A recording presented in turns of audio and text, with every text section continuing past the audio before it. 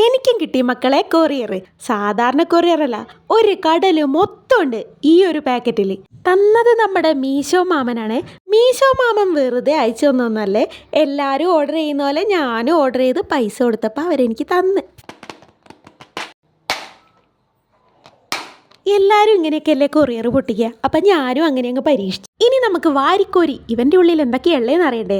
ആദ്യം പറഞ്ഞ പോലെ കടൽ കാണാം. കടലിലെ കടൽ കുതിരയും മീനും നക്ഷത്ര മീനും എല്ലാ സാധനങ്ങളും ഇതിൽ കാണാൻ പറ്റുന്നുണ്ട്. ഇനി നമുക്ക് കുഞ്ഞി ടെഡി ബിയർ കാണാം. കൂടെ ലബ്ബായാലും ലബ്ബ്. ക്രിസ്മസിന് പിന്നെ സ്റ്റാർ വേണ്ടേ. പിരിയാത്ത പൂക്കൾ, വിരിഞ്ഞ പൂക്കൾ, ചെറിയ പൂക്കൾ, വലിയ പൂക്കൾ, കൂടാതെ പൂക്കളുടെ കളി.